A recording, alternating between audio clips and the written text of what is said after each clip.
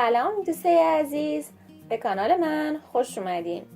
توی این ویدیو طرز تهیه یک سوپ سبزیجات همراه با وایلد رایس رو براتون آماده کردم.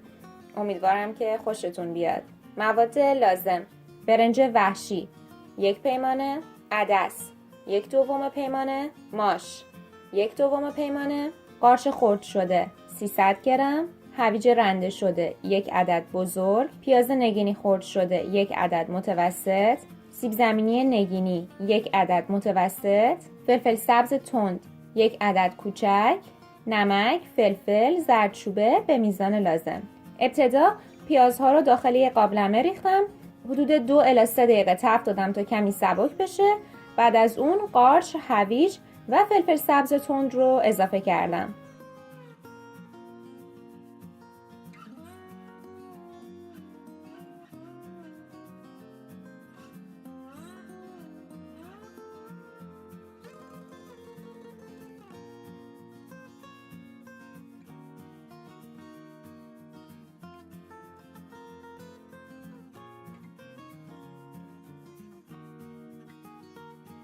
ادویه ها رو اضافه می کنم و مواد رو خوب مخلوط می کنم.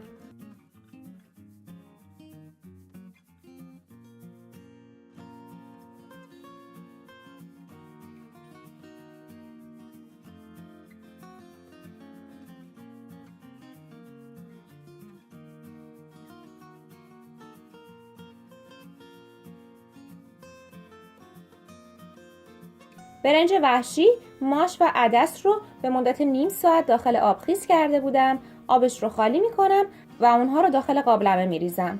حدود 6 پیمانه آب به قابلمه اضافه می کنم.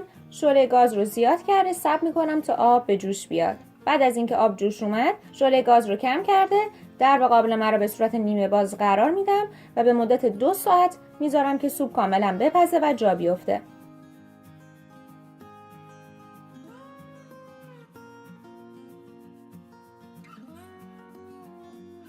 در نیم ساعت پایانی پخت سوپ سیب زمینی ها رو اضافه می کنم. برنج وحشی یا همون وایلد رایس سرشار از پروتئین و فیبر و نمک نداره. برای افرادی که دچار بیماری های قلبی و یا فشار خون هستن بسیار مناسبه. همچنین میزان منگنز و ویتامین های بی اون خیلی زیاده که ارزش غذایی اون رو نسبت به برنج سفید و برنج قهوه‌ای چندین برابر کرده. امیدوارم که حتما این سوپ خوشمزه و مقوی رو درست کنید و لذت ببرید. همچنین خوشحال میشم که این ویدیو رو لایک کنید، با دیگران به اشتراک بذارید و سابسکرایب کرده و عضو کانال بشید.